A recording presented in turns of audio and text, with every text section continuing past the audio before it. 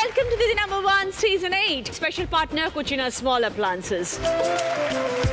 যে নারী দুহাত দিয়ে আগলে রাখে গোটা পরিবারকে, সেই নারী অফিসের কাজে সুনিপুণা, দুই দিক সামলেও যিনি হাঁপিয়ে ওঠেন না। হাসি মুখে স্বাগত জানাচ্ছি এইরকমই চারজন দিদিদেরকে। শুনে নেব তাদের থেকে তাদের জীবনের গল্প। আসুন প্লিজ।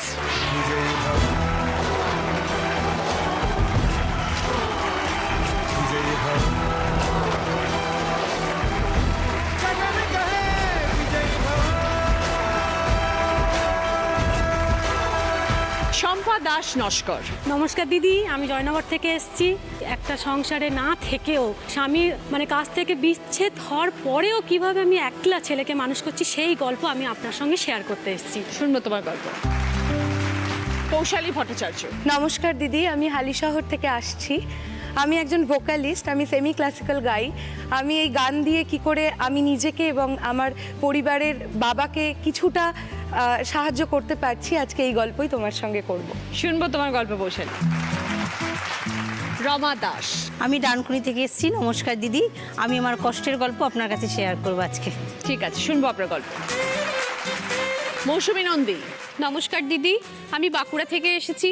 হাজার প্রতিকূলতা কাটিয়ে আমি কিভাবে নিজের ইচ্ছে পূরণ করেছি এবং সংসার, সন্তান এবং চাকরি এই তিনটিকে ব্যালেন্স করে কিভাবে এগিয়ে চলেছি সে গল্প আজ আপনার সাথে করব বলে এসেছি। আচ্ছা ঠিক আছে, সবাইকে নিয়ে শুরু করছি আমাদের প্রথম রাউন্ডে খেলা দিদি মেম্বার চাইতে। প্রথমে কথা বলবো শম্পার সাথে। শম্পা, তুমি একা মা, তাই তো? হ্যাঁ। ছেলেকে একা হাতে মানুষ করছো, কি করো তুমি শম্পা? হ্যাঁ দিদি, আমি এখন একটা প্রাইভেট ফার্মে কাজ করছি এবং আমি ছেলেকে একলাই মানুষ করছি। এই পরিস্থিতি কেন এলো? আমি খুব কম বয়সেই বিয়ে করে নিয়েছিলাম, নিজের মতে বিয়ে করেছিলাম। আমি জাস্ট উচ্চ মাধ্যমিক পাশ করে সবে কলেজে গেছি, ফার্স্ট ইয়ারে পড়ছি। ফার্স্ট ইয়ারে পড়তে পড়তেই আমি বিয়েটা করে নিয়েছিলাম। বিয়ের পরেই আমি কলেজ লাইফ শেষ করেছি। বিয়ের পর আমি গ্র্যাজুয়েশন কমপ্লিট করেছি। আমার হাজব্যান্ড, ওর বাইরে একটা অ্যাফেয়ার্স ছিল, আমি বিয়ের পরই জানতে পারি ব্যাপারটা। কিন্তু এমন সময় আমি জানতে পেরেছি দিদি, ওটা আমি আর বাইরে আর কাউকে বলার মতো অবস্থাতে আমি ছিলাম না। যেহেতু আমি ওকে নিজে দেখে করেছি, ওই জন্য আমি কাউকে বলার মতো অবস্থাতে ছিলাম না। আমি ওটা সহ্য করেই ছিলাম যে যদি একটু ওকে শুধরে নিতে পারি আমি। কতদিনের সম্পর্ক ছিল বিয়ের আগে? 2 বছরের সম্পর্ক। 2 বছরে বোঝনি তোমার বরের চরিত্র কেমন? ওকে ভালোভাবে বোঝার আগেই তো আমাকে বিয়ে করে নিয়েছে। যে আমি বলেছিলাম যে আমার ওয়েট করো, বাড়িতে বাবা আছে, ওরা বলছে আমি ওয়েট করতে পারবো না, আমার বয়স হয়ে গেছে। তা আমি তখন প্রথম ভালোবাসা, একদম ভালোবাসায় হাবুডুবু খাচ্ছি, অন্ধ প্রেম যেটা বলে। তারপর যখন আমার ছেলে হলো তখন ভাবলাম যে আমার ছেলে যখন হয়েছে আমি তো একটা সাপোর্ট পেয়ে গেছি, ছেলেকে মানুষ করতে করতেই আমার টাইম কেটে যাবে। তখন তো আমি দিদি কিচ্ছু করি না, আমি পুরোপুরি হাউস ওয়াইফ ছিলাম আর ছেলেকে মানুষ করছি। ওটা আমি পুরো ভুলেই গেছি যে আমার হাজব্যান্ড কিছু করছে, ওসব আমি আর কোনো কানই করতাম না। ও যা করছে করুক, আমি ভালোভাবে বাচ্চাকে মানুষ করব, সংসার করব, এইটাই ভেবেছিলাম। কিন্তু ও যখন দেখতে পাচ্ছি যে মেয়েটাকে নিয়ে এখানে বেড়াতে যাচ্ছে, ওখানে বেড়াতে যাচ্ছে, আমার কানে যখন আসছে তখন আমি প্রতিবাদ করতে শুরু করলাম যে এইভাবে থাকা যায় না। কেন বাচ্চা বড় হচ্ছে, বাচ্চার মুখের দিকে তাকিয়ে তোমাকে স্যাক্রিফাইস করতেই হবে। আর যদি এইভাবে তুমি চলাফেরা করো তাহলে কিন্তু আমি বাচ্চাকে নিয়ে এখানে থাকবো না, কেন ওর ওপরে এফেক্টটা পড়বে। ওই জন্য ওকে আমি বারবার বলেছি নিজেকে শোধরাও, নিজেকে শোধরাও, কিন্তু নিজেকে শোধরায়নি, উল্টে আমাকে মারধর করতে শুরু করলো। যখনই কিছু বলতাম আমার গায়ে হাত দিতে শুরু করলো। যদি চুপ করে তুমি থাকতে পারো বাড়িতে থাকো, আর না হলে তুমি তোমার রাস্তা দেখে নিতে পারো, পুরো মুখের ওপরে বলে দিল। আর একদিন রাতে প্রচণ্ড মারধর করেছে, বাচ্চার সামনেই। তখন আমি কি করি, বাচ্চাকে নিয়ে আমি বাপের বাড়িতে ফিরে আসি এবং আমি চাকরির চেষ্টা করি তারপর থেকে, এবং আমি স্টুডেন্ট পড়াতে শুরু করি। ছেলেকে মানুষ করতে হবে, বাবা যথাসাধ্য চেষ্টা করতেন আমাকে দেওয়ার। তারপর আমি পেপার দেখে দেখে আমি একটা প্রাইভেট ফার্মে অনলাইন পরীক্ষা দিয়েই আমি পাশ করেই ঢুকেছি ওখানে। জব করছি, জব করতে করতে ছেলেকে নিয়ে একাই মানুষ করছি, স্টুডেন্টও পড়াচ্ছি। আমার স্বামীকে পুরো ছেড়েই দিলাম যে আমার লাইফে আর কেউ নেই, একমাত্র আমার ছেলে ছাড়া। আমি এখন নরেন্দ্রপুর মিশনে ছেলেকে নিয়ে আসছি কোচিং দিতে, ওকে ওই মিশনে অ্যাডমিশনে বসাবো বলে। আমার লাইফের একটা মোস্ট ইম্পর্টেন্ট ঘটনা আপনার সাথে শেয়ার করতে চাই দিদি। মৃত্যুটা কি জিনিস, সেই মৃত্যু জিনিসটা আমি চোখের সামনে থেকে উপলব্ধি করেছি। গত জুলাই মাসের 16 তারিখে আমি যখন অফিস থেকে ফিরে নিউ গড়িয়া স্টেশনে এসে আমাদের লোকাল ট্রেনটা জাস্ট ধরেছি, আমি গিয়ে আবার পড়াবো, স্টুডেন্ট পড়াবো। যদি আমার ট্রেন মিস হয়ে গেলে 1 ঘন্টা পরে ট্রেন, তাহলে আমার ট্রেনটা ধরতে হবে। যখনই আমি ট্রেনটা ধরেছি দিদি, মানে ট্রেনে একটা পা দিয়েছি, ট্রেনটা ছেড়ে দিয়েছে। যখনই ট্রেনটা ছেড়ে দিয়েছে না দিদি, আমার আর উঠতে না পেরে আমার হাতটা পুরো স্লিপ করে গেছে। স্লিপ করে গিয়েই মাত্র আমি মানে প্ল্যাটফর্মের উপরে পড়ে টোটাল বডি আমার ভেতরে ঢুকে গেছে। আমি তো পুরো ভেবেছি আমি আর নেই, আমি পুরো শেষ হয়ে যাব। শুধু আমার সঙ্গে সঙ্গে আমার বাচ্চাটার কথা মনে এসছে যে আমার যদি কিছু হয়ে যায় আমার বাচ্চাটার কী হবে। অটোমেটিক দিদি আমাকে কে যেন মানে প্ল্যাটফর্মের দিকে আমাকে সরিয়ে দিয়ে হাতটা প্ল্যাটফর্মের ওপরে পড়েছে। বডিটা লোয়ার পোর্শনটা পুরো কিন্তু নিচেই আছে। হাতটা যখন মানে এখানে পড়েছে প্ল্যাটফর্মের উপরে, আমাকে সঙ্গে সঙ্গে একজন হাতটা ধরে টেনেছে। সবাই আমাকে প্রাণে বাঁচানোর চেষ্টা করছে, দুটো হাত আমাকে পুরো টেনে ধরে আছে। আমার হাঁটু দুটো পুরো মানে দেয়ালের সঙ্গে সেটে গেছে, আর আমি এইভাবে পড়ে আছি, আমাকে পুরো টেনে ধরে আছে। আর পেছন থেকে ট্রেন যাচ্ছে, ট্রেনে জাস্ট 3 বার আমার ধাক্কা লেগেছে হিপে। আমি পুরো মানে আট মারা হয়ে গেছি ওখানে। যখন ওরা প্ল্যাটফর্মের ওপরে তুলে মাথা থেকে পুরো জল টল দিয়ে আমাকে করছে, আমার পা মানে পা দুটো পুরো ফুলে গেছে, দুটো পা, আর হাঁটুটা এতটাই ইনজিওর হয়েছে। ওরা সঙ্গে সঙ্গে বরফ এনে পা দুটো দিয়ে সাথে সাথেই আমাকে হসপিটাল নিয়ে যাওয়া হলো। প্রথমে কতদিন লেগেছিল সুস্থ হতে? 3 মাস আমাকে পুরো বেড রেস্টে থাকতে বলেছিলেন ডাক্তার। তুমি তো কাজ করতে সম্পা, তাহলে কিভাবে কাজকর্ম করতে বন্ধ হয়ে গেল? 1 মাস পর থেকে আমি আবার কাজে চলে গেছি। 1 মাস পুরো বেড রেস্টে ছিলাম। 3 বার ড্রেসিং, ওষুধ খেয়ে মানে এত পরিমাণে ওষুধ খেতে হয়েছিল আমার। শুধু আমার মনের জোরে দিদি আমাকে মানে ছেলের জন্য আমাকে বাঁচতে হবে, কাজ করতে হবে, শুধু মনের জোরে আমি 1 মাসে সুস্থ হয়ে গেছি। এখন কেমন আছো? এখন একদম ভালো আছি। তো কখনো মনে হয়নি সম্পা যে পাশে কাউকে দরকার? না দিদি, আর কিচ্ছু মনে হয় না দিদি, পাশে আর কাউকেই লাগবে না, আমি একাই 100। এখন আমার ছেলে আমাকে বলে তুমি আমার বাবা, তুমি আমার মা, আমার কারোর দরকার নেই। আমি ওইটাই শুনে দিদি ভীষণ হ্যাপি। আমার ছেলে যখন আমার এই কথাটা বলেছে আমার পাশে কারোর দরকার নেই, আমার ছেলে তো সবসময় বলে মা তুমি আমার সুপার মম।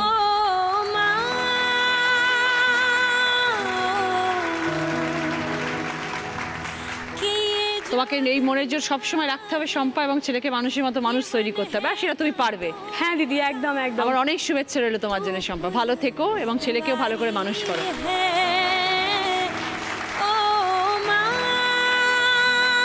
এবার দেখো তোমাদের জন্য কি খেলা আসছে। দেখো এখানে অনেকগুলো জলের বোতল রয়েছে, এগুলোকে কালেক্ট করতে হবে। 1 মিনিটের মধ্যে কে সব থেকে বেশি সংখ্যায় বোতল ধরে থাকতে পারে, হাতে পায়ে মুখে যেরকম ভাবে হোক ধরে রাখতে হবে, হাত থেকে ফেলে দিলে হবে না। যে সব থেকে বেশি সংখ্যায় বোতল কালেক্ট করবে সে 20 পয়েন্টস, আবার 15 পয়েন্টস, 10 পয়েন্টস, 5 পয়েন্টস। প্রথমে খেলতে আসছে সম্পা।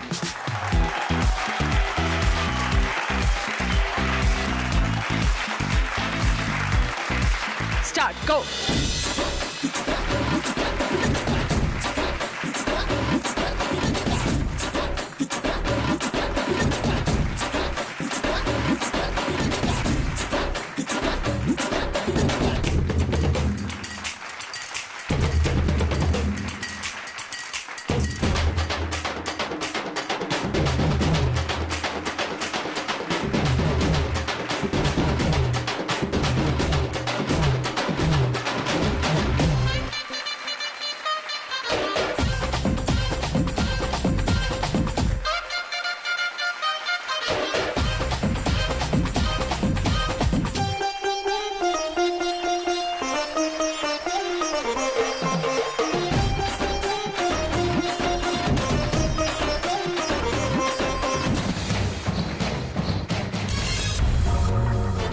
চলো এবার একটা একটা করে নামাও, দাঁড় করো একটা একটা করে রাখো।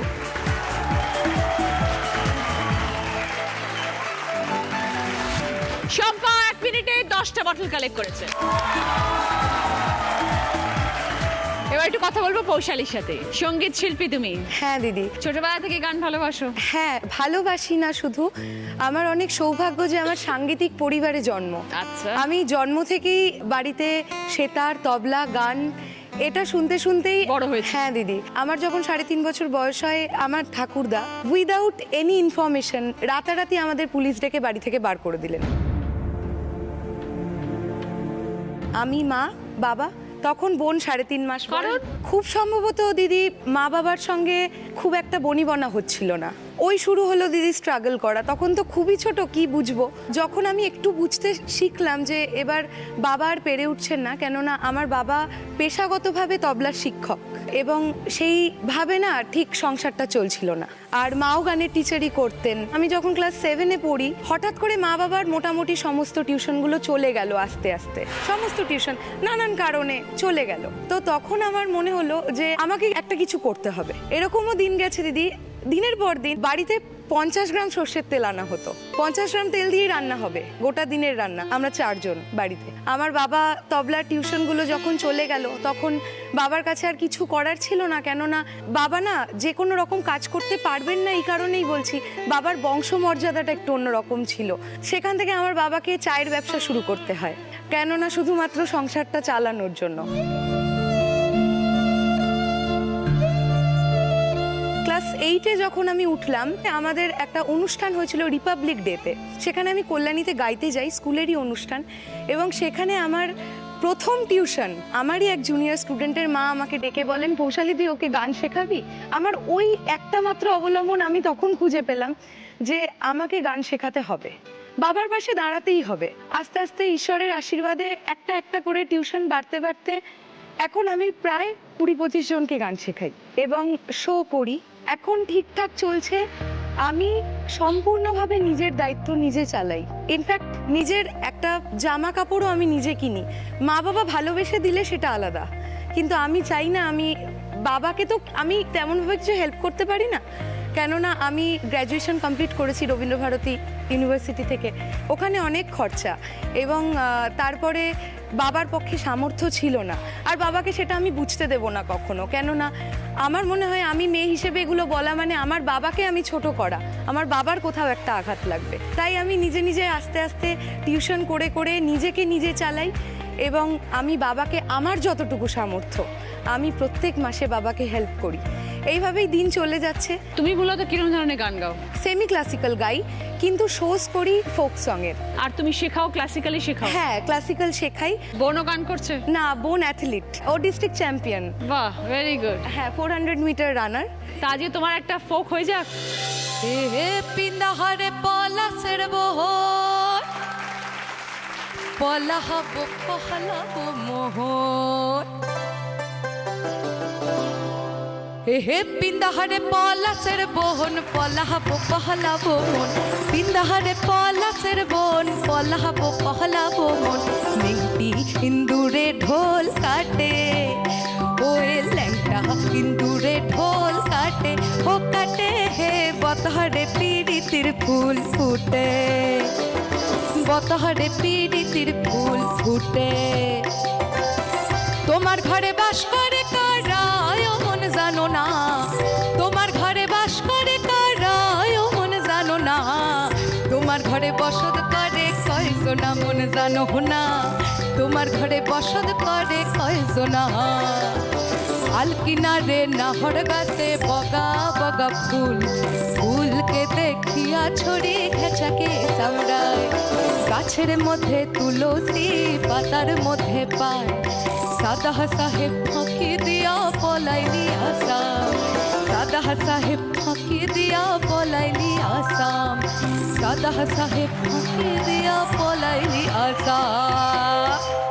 বাহ, দারুণ দারুণ পৌশালী, খুব ভালো। এইভাবে জীবনে আরো আরো অনেক বড় হতে হবে পৌশালী, ঠিক আছে? এবং বাবা মাকে আনন্দে রাখতে হবে, তুমিও ভালো থাকবে। All the best.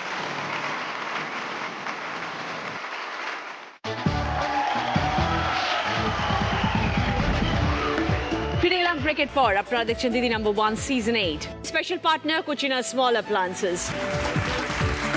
পৌশালী এসো।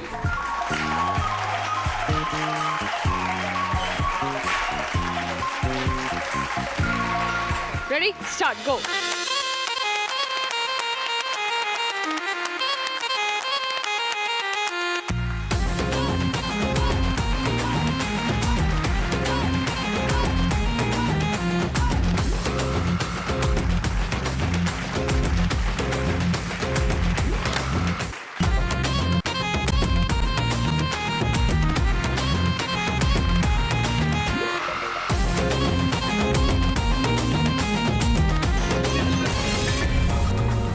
এবার নামাও, একটা একটা এদিকে নামাও।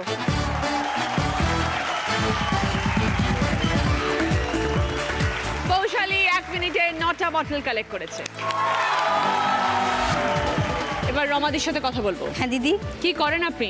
আমি ডানকুনিতে থাকি আর আমি নিজে একটা আয়ার কাজ করি, তার সঙ্গে যখন সময় পাই অনেক কিছুই করি। অনেক কিছু বলতে? অনেক কিছু সিটি গোল্ডের জিনিস বিক্রি করি, তারপরে একটা আমার সামনে এনজিও আছে সেখানে রাখে, তাদের সঙ্গে কাজ করি। আমার ছোটোবেলা তো আমার মুর্শিদাবাদে কেটেছে। আমরা 4 বোন 1 ভাই ছিলাম। বাবা কবিরাজি ওষুধ বিক্রি করতেন। ছোটোবেলা থেকে পড়াশোনা একদম মন ছিল না, ভীষণ ডাংপিটে ছিলাম। যাই হোক 9 অবধি পড়লাম, তারপরে বাবা আমার জন্য বিয়ে ঠিক করলেন। আমার পাশেই একজন আমার সঙ্গে ভালোবাসার রিলেশন ছিল, তার সঙ্গে আমি বিয়ের 1 দিন আগে আমি চলে গেছি। তারপরে বিয়ে করে যখন এলাম কিছুই আমাকে দিল না। মেনে নিল না কেউ? না, মেনে নিল না। বাবার বাড়িতেও ঢুকতে দেয়নি, আমার স্বামীর বাড়িতেও ঢুকতে দেয়নি। আমরা দুজনে ভাড়া ছিলাম। যেখানে ভাড়া ছিলাম সেখানে ও দোকান ছিল, আর পেছনে ভাড়া থাকতাম।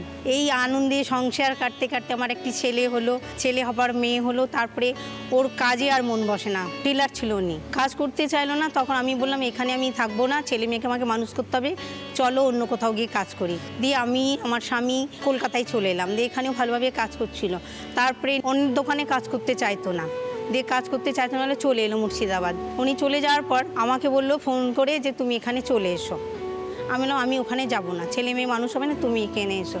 আর সেই যে গেল আর আসেনি।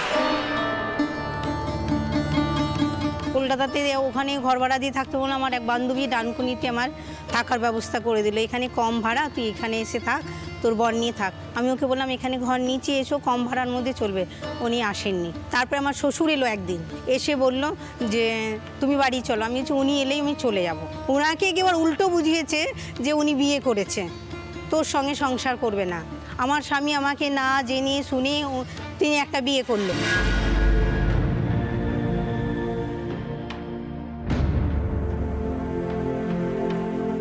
তুমি তোমার স্বামীর সাথে যোগাযোগ করার চেষ্টা করনি, বা তোমার স্বামী তোমার সাথে যোগাযোগ না, করার চেষ্টা? ওখানে আমি গেছি মুর্শিদাবাদে, কিন্তু তাকে আবার অন্য জায়গায় পাঠিয়ে দিয়েছে কাজে।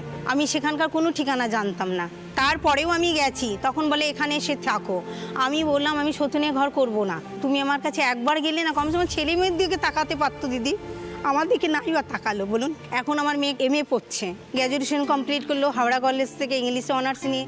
রবীন্দ্র ভারতী থেকে MA করলো। মেয়ে এসছে দিদি, আমার ছেলে মেয়ে সবাই এসছে। তো যখন স্বামী ছেড়ে চলে গেল তখন তো তোমার বয়স অনেক কম, বাচ্চারা ছোট, তুই এতটা পথ কি করে গেলে একা একা? আমি আয়ার কাজ করেছি, আমি মানে জুতো সেলাই থেকে চণ্ডীপাঠ করেছি, দিনে রান্নার করেছি, রাত্রে আয়ার কাজ করেছি। সবাই এখনো ডানকুনিতে যারা আমাদের পাড়ায় দেখে তারা বলে একে দেখে শেখো। ছেলে কি করে?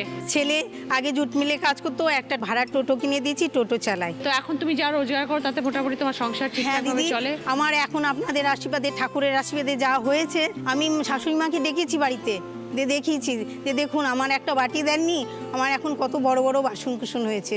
আর মেয়েকেও করেছি, মেয়ে এখন বলছে মা আমি চাকরি না পর্যন্ত বিয়ে করব না, আর তোমাকে বসিয়ে দেবো, তোমাকে আর কাজ করতে দেবো না। আমার ছেলে মেয়ে খুব ভালো দিদি, এখন আমার ঘর ভর্তি জিনিস, 2টো ঘরে খাট, 2টো ঘরে, আমার শোকেস আলমারি, এমন কিছু নাই যে আমার কিছু নেই। শুধু একটা জায়গা কেনার বিচার আছে, বাড়ি করব। সেই স্বপ্নটাও দেখো, সেটাও হবে। আমার 2টো স্বপ্ন আছে, ছেলেকে একটা বাড়ি করে দেবো আর মেয়ের একটা ভালো ঘরে বিয়ে দিয়ে দেবো। খুব ভালো থেকো রমাদি, আমার অনেক অনেক শুভেচ্ছা রইলো। ছেলে মেয়ে মানুষের মতো মানুষ হয়েছে, আরো তোমার পাশে দাঁড়াবে, বড় হবে এবং তোমার সব স্বপ্ন পূরণ করবে।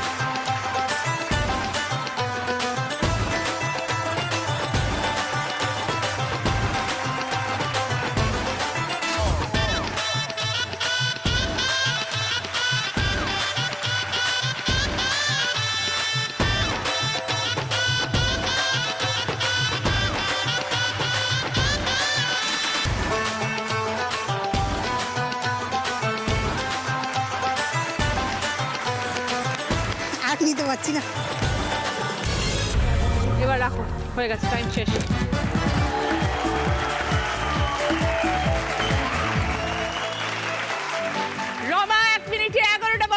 করেছে।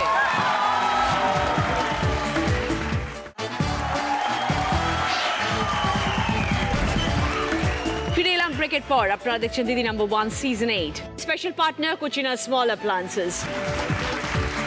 মৌসুমী, তোমার সাথে একটুখানি কথা বলি। কি করো তুমি? আমি একটা স্কুলে পড়াই। আচ্ছা, তুমি শিক্ষিকা। ছোটবেলা আমার কেটেছে বাঁকুড়াতেই। আমরা 4 ভাই বোন।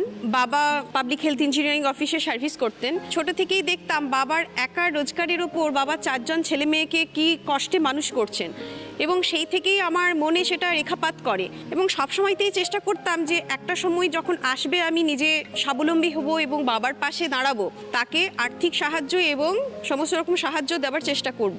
এবং ছোট থেকেই একটা মনের মধ্যে চেপে বসে যে বাবাকে হেল্প করতে হবে আমাকে। মাধ্যমিকের পর যখন দেখলাম যে কিছুটা বড় হয়েছি, তখন থেকে আমি আমার টিউশন স্টার্ট করতে শুরু করলাম। সকাল বিকেল দুবেলা টিউশন করতাম, আর বাকি সময় কলেজ যেতাম। গ্র্যাজুয়েশনে আমি মোটামুটি ভালোই রেজাল্ট করি। আমাদের বাঁকুড়া ডিস্ট্রিক্টে আমি আর্টসে ফার্স্ট হয়েছিলাম। এরপর সেখান থেকে আমার জীবন স্ট্রাগল শুরু, মানে টিউশনই প্লাস কলেজের পড়া। আমাদের বাড়ির কাছে একটা হাই স্কুল রয়েছে, সেই স্কুলে আমি MA পাস করার পরই প্যারা টিচারই পেলাম, এবং সেখানে চাকরি করতে করতে তার সাথে আমি পড়া থামাইনি, টিউশনিও চালিয়ে গেছি এবং নিজের চাকরির পড়াও তৈরি করে গেছি। এইভাবে পড়াশুনো করতে করতে 2006 সালে আমি SSC ফর্ম ফিল আপ করি। আমার রেজাল্ট আউট হয় 2007 সালে। তখন একেবারে মানে 22 বছর বয়স আমার। একেবারে স্বল্প বয়সেই আমি সার্ভিসে জয়েন করি। তো সার্ভিস হওয়ার পর বাবা বললেন এরপর বিয়ের সম্বন্ধ দেখাশোনা শুরু করলেন। আমি সম্বন্ধে রাজি হচ্ছিলাম না, কারণ আমি চেয়েছিলাম যে কিছুদিন মা বাবার হেল্প করি, ইকোনমিক দিক দিয়ে আমি বাবার সাথে সাপোর্ট করতে চেয়েছিলাম বাবাকে। বছর 5 পর আমার অ্যারেঞ্জ ম্যারেজ হয়। সেই বিয়েতে কিন্তু বাবার সাথে আমি একটা শর্ত রেখেছিলাম, আমি বিয়ে করব কিন্তু সমস্ত খরচ আমি নিজের বেয়ার করব। তোমারটা তুমি করে নেবে। হ্যাঁ, তো বাবা সেক্ষেত্রে রাজি হয়েছিলেন। আমার খুব ভালো লাগে যে বাবাকে কিছুটা হলেও আমি হালকা করতে পেরেছি এবং ইকোনমিক দিক দিয়ে কিছুটা তাকে সাপোর্ট করতে পেরেছি। 2012তে বিয়ে হয়েছে, তারপর আমি কনসিভ করি। 2013তে আমার টুইন্স বেবি হয়, এবং তারপর থেকে আমার চাপ কিন্তু আরও বেশি বেড়ে গেল। আগে মা বাবার আদরে ছোট সন্তান ছিলাম, ভাই বোনদের সবার ছোট। আমার হাজব্যান্ড যেহেতু কর্মসূত্রে বাইরে থাকে, বীরভূমে থাকে, আমার হাজব্যান্ড রামপুরহাটের একটি কলেজে লেকচারার, সেহেতু শ্বশুর শাশুড়ি মা, আমার 2 জমজ বাচ্চা, পুরো টোটালি মানে একটা প্রেশার এসে পড়ে। বাচ্চা মানুষ করা, তারপর স্কুল সামলানো, মানে নিজে সবটাই আমি করতাম না। অবশ্যই শ্বশুর বাড়ি শ্বশুর শাশুড়ি মা প্রচুর হেল্পও করেছেন, বাপের বাড়ির বাবা মা হেল্প করেছেন, সকলের প্রচেষ্টাতেই আমি এগিয়ে এসেছি। আমার 6 বছর বয়সী বাচ্চা, সকালবেলা ওদের রেডি করানো, স্কুলে পাঠানো, দিয়ে নিজে রেডি হয়ে স্কুলে যাওয়া, এসে আবার তাদের দেখাশোনা। তো সারাদিন নিজেকে মানে হাঁপিয়ে উঠি আমি। সে সময় কিন্তু আমি স্কুল থেকে ফিরে আমার একটা রিল্যাক্সের নিজস্ব টাইম আপনার এই রিয়ালিটি শো দিদি নাম্বার 1। সত্যি করে বলতে কি, আমি এই রিয়ালিটি শোতে প্রচুর মানে এনার্জি পাই, যাতে আমি এগিয়ে চলার শক্তি পাই।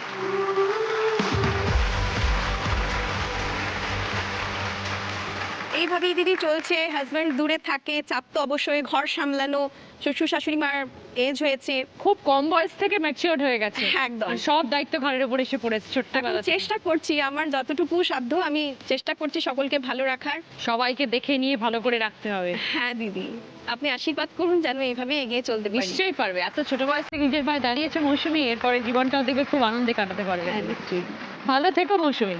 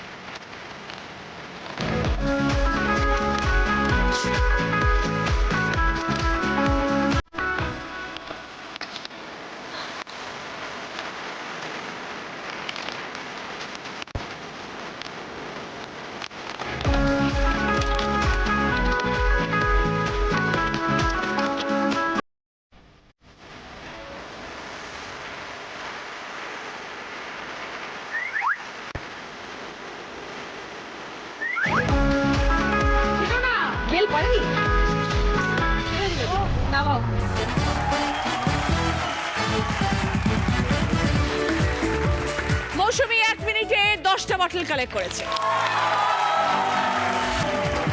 ফার্স্ট রাউন্ডে স্কোর, এই রাউন্ডে high scorer Rama 20 points. Second পজিশনে আছে দুজন, শম্পা এবং মৌসুমী, দুজনেই 15 পয়েন্টস। থার্ড পজিশনে আছে কৌশালী 10 পয়েন্টস। রমার পছন্দ গিজার, শম্পার জন্য রাইস কুকার, মৌসুমীর পছন্দ বুকশেলফ, কৌশালীর পছন্দ ইলেকট্রিক কেটল। সকলের জন্য ভদ্রেশ্বর চাল বাবা রাইসের তরফ থেকে মিনিকেট চাল।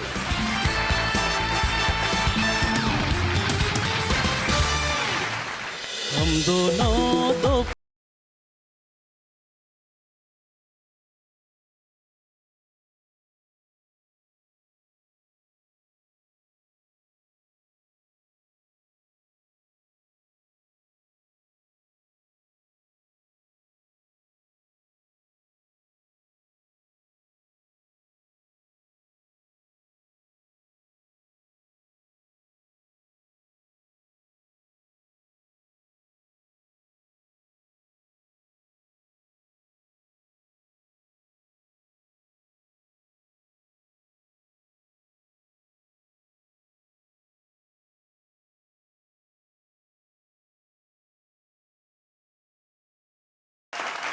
আজকের আমাদের স্পেশাল গেস্ট সুদয় এবং দোয়েল। শুরু করছি আমাদের second round, Kutchina small appliances presents হয়তো নির্ণয়া। প্রথম প্রশ্ন, সঠিক উত্তর দিলে গিফট পাবে জুসার। ছবি এসছে চাঁদের, এমন একটা গান শোনাবে যেটার মধ্যে চাঁদ শব্দটা আছে বা চান্দা। বলো কৌশালী। ও চাঁদ সামনে রাখো জোছনাকে। একদম 5 পয়েন্টস। सामने रख সঙ্গে জুসার। नीले नीले अंबर पर चांद जब आए, प्यार बरसाए हमको तरसाए। नीले नीले अंबर पर चांद जब आए, प्यार बरसाए हमको तरसाए। ऐसा कोई साथी हो, ऐसा कोई प्रेमी हो, प्यास दिल की बुझा जाए। नीले नीले अंबर पर चांद जब आए, प्यार बरसाए हमको तरसाए। সেকেন্ড প্রশ্ন, রাইট আনসার দিলে গিফট পাবে কুচিনা স্মল অ্যাপ্লায়েন্সের তরফ থেকে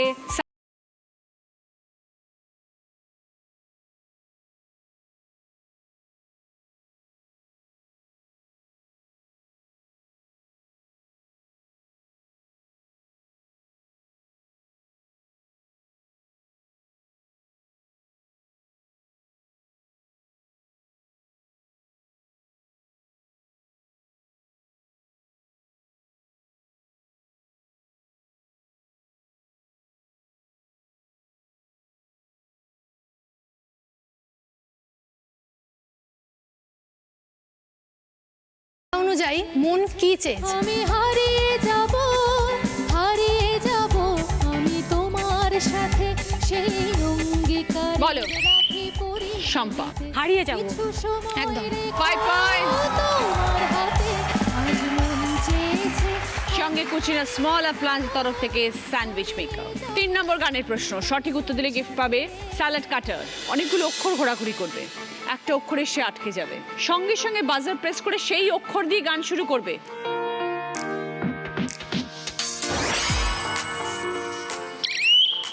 পৌশালী। গগনে কৃষ্ণ মেঘ দোলে, কিশোর কৃষ্ণ খেলে বৃন্দাবনে থির সৌদামিনী রাধিকা। 5 পয়েন্টস পৌশালী। গগনে কৃষ্ণ মেঘ সঙ্গে তোমার গিফট হচ্ছে স্যালাড কাটার। এটা হয়ে যাক গদি গান। গুঞ্জনে দোলে যে ভ্রমর, সুর তোলে যে উড়ে উড়ে, ঘুরে ঘুরে সুরে সুরে গুঞ্জনে দোলে যে ভ্রমর, সুর তোলে যে উড়ে উড়ে।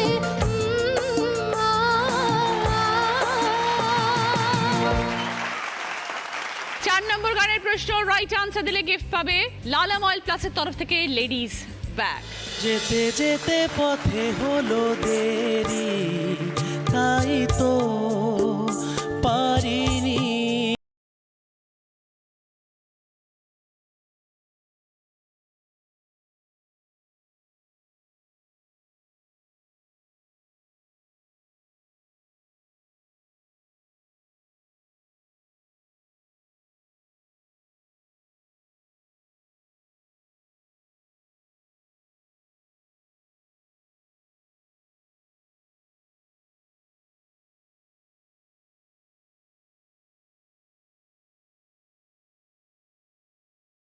গান অনুযায়ী তুমি কেন চলে গেলে? হলো দেরি তাই তো পারিনি।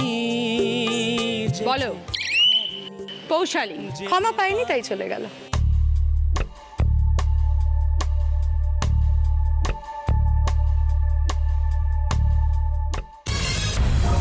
ভুল বুঝে তুমি চলে গেলে, ভুল বুঝে। -5 পৌশালী। 5 নম্বর প্রশ্ন, রাইট আনসার দিলে গিফট পাবে প্রেসার কুকার। আগুনের ছবি এসছে, এমন একটি গান শোনাবে যেটার মধ্যে আগুন শব্দটা আছে বা আগ। বলো পৌশালী। আগুন জ্বালো, আগুন জ্বালো, ব্যর্থ প্রাণের আবর্জনা পুড়িয়ে ফেলে আগুন জ্বালো, আগুন জ্বালো। একদম 5 পয়েন্টস।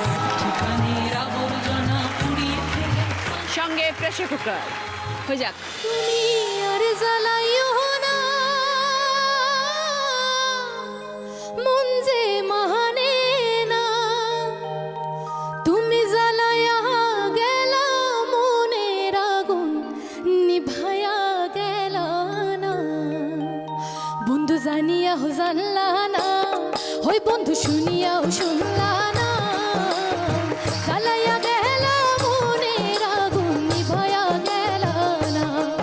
তুমি আর জ্বালাইও না, মন যে মানে না, তুমি জ্বালাইয়া গেলা মনের আগুন নিভাইয়া গেলা না, তুমি জ্বালাইয়া গেলা মনের আগুন নিভাইয়া গেলা না। শুরু করবো আমাদের থার্ড রাউন্ড, কার দৌড় কত দূর। এই রাউন্ডে মোট 8টা প্রশ্ন, প্রত্যেকটি প্রশ্ন আমি পড়ে পড়ে শোনাবো, বাজার প্রেস করে উত্তর দেবে। সঠিক উত্তর দিলে 2 পয়েন্ট পাবে, না উত্তর দিতে পারলে পাস কোয়েশ্চেন, বাকি 3 জনের কাছে পাস হবে, 16 পয়েন্ট স্কোর করার সুযোগ। টোটাল 8টা প্রশ্ন। প্রথম প্রশ্ন, 5 অঙ্কের প্রথম সংখ্যা কোনটি?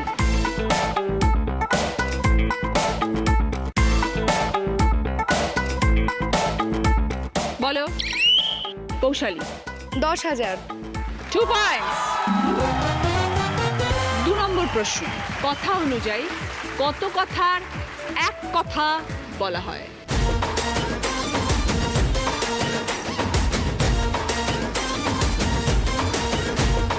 বলো।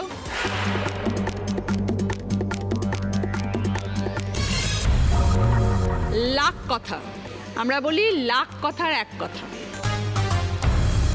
3 নম্বর প্রশ্ন, খ দিয়ে শুরু একটি বাদ্যযন্ত্রের নাম।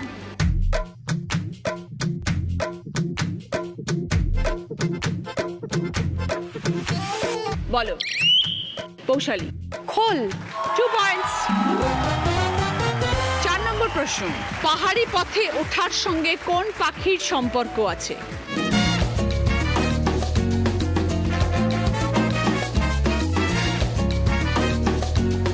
বলো মৌসুমী। চড়াই পাখি। 2 পয়েন্টস। 5 নম্বর প্রশ্ন, বাংলা ছড়ার গানে খোকা কোথায় মাছ ধরতে যায়?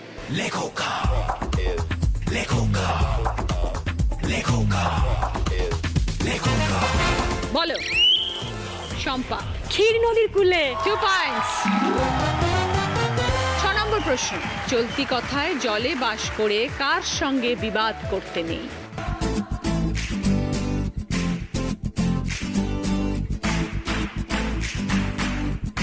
বলো শম্পা। কুমির। 2 পয়েন্টস। 7 নম্বর প্রশ্ন, কোন শব্দ দিয়ে বইপত্র মুদ্রণ এবং এক ধরনের শাড়ি বোঝানো যায়?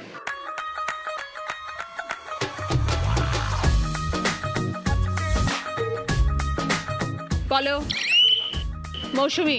ছাপা। 2 পয়েন্টস। শেষ প্রশ্ন, 8 নম্বর প্রশ্ন, শক্ত বা কঠিন বিষয়ের সঙ্গে কোন বাসনের সম্পর্ক আছে?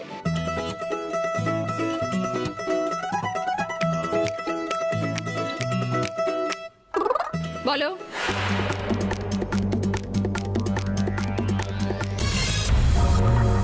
কড়া, কঠিন, শক্ত, কড়াই, কড়া। থার্ড থার্ড রাউন্ডের স্কোর, এই রাউন্ডে 3 জন স্কোর করেছে, শম্পা, পৌশালী এবং মৌসুমী।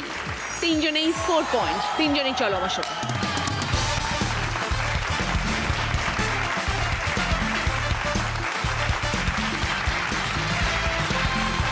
ওকে, শম্পার জন্য নন স্টিক কুকওয়্যারের সেট, বোল সেট। ওকে, পৌশালীর জন্য ক্যাসারোলের সেট, মৌসুমীর জন্য রোচক এগ্রো ভালোবাসার স্বাদের তরফ থেকে গিফট হ্যাম্পার এবং রুটি মেকার।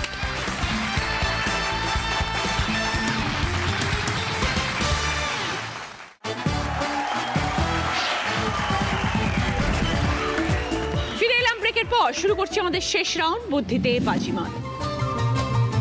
আমার কস্টিউম স্পন্সর করেছে আজকে নন্দিনী জুয়েলারি, স্পন্সর করেছে শেখ ফ্যাশন জুয়েলারি।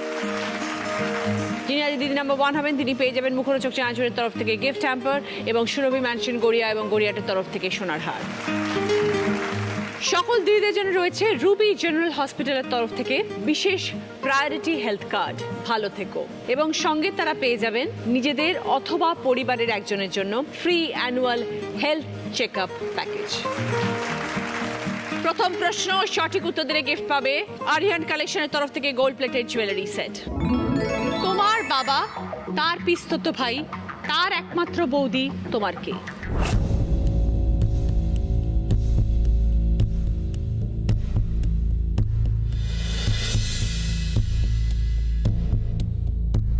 এবার বলো।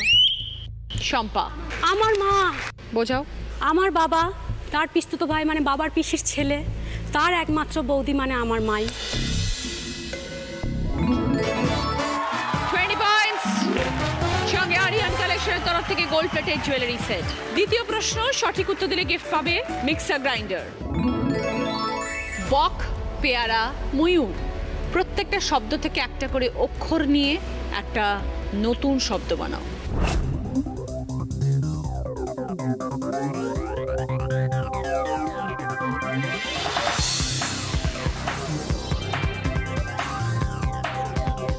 এবার বলো।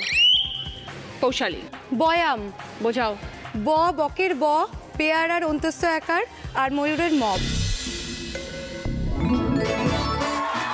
20 পয়েন্টস, সঙ্গে মিক্সার গ্রাইন্ডার। 3 নম্বর প্রশ্ন, সঠিক উত্তর দিলে গিফট পাবে আদি ঢাকেশ্বরী কলেজ স্ট্রিটের তরফ থেকে একটি সুন্দর শাড়ি। ছুটে যায় টয় ট্রেন পাহাড়ি পথ ধরে, সবার উপরে যা সত্য ভাত খাওয়ার পরে।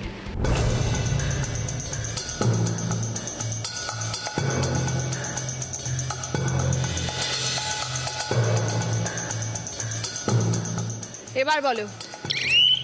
মৌসুমী। ঘুম। বোঝাও। ছুটে যায় টয় ট্রেন, ঘুম স্টেশনে টয় ট্রেন ছুটে যায় পাহাড়ি পথ ধরে, আর ভাত খাওয়ার পরে ভাত ঘুম দেওয়া হয়।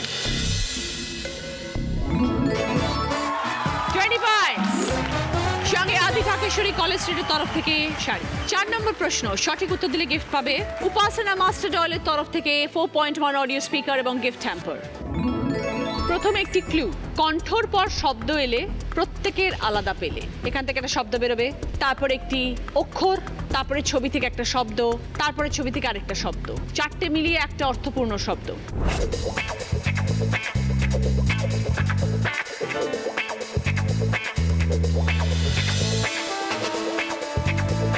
এবার বলো। রমা। বর কোণে।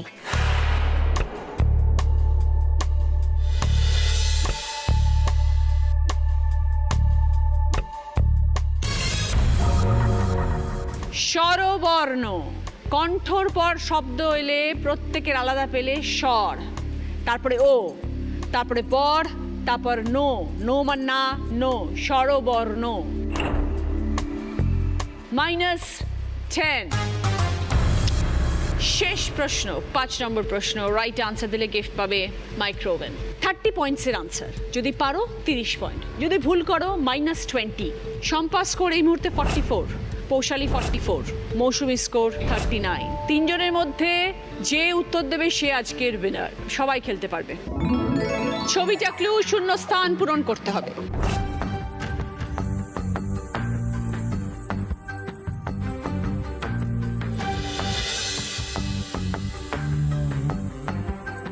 এবার বলো।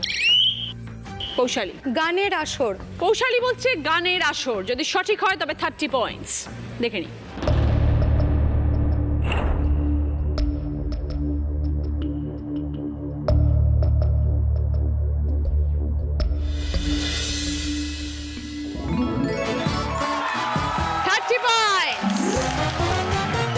সঙ্গে মাইক্রোওয়েভ। শেষ প্রশ্নের উত্তর দিয়ে আজকে দিদি নম্বর 1 পৌশালী ভট্টাচার্য with 74 points.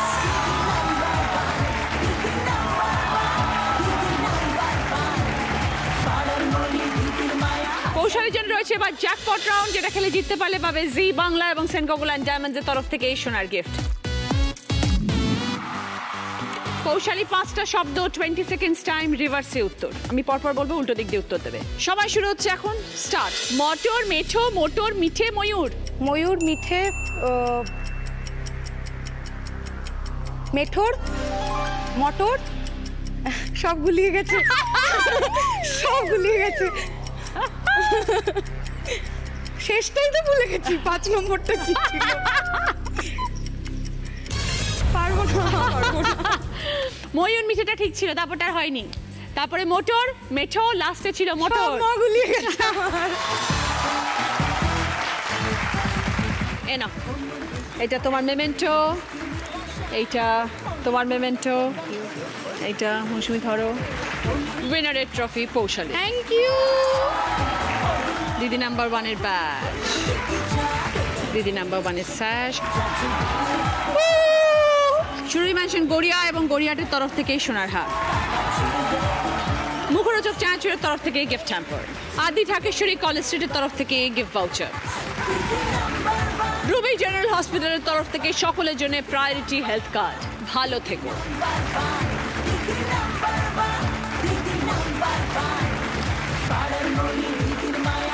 মিয়ামরের তরফ থেকে দিদি নাম্বার 1 কেক কৌশালীর। সকলের জন্য মিয়ামরের তরফ থেকে গিফট হ্যাম্পার।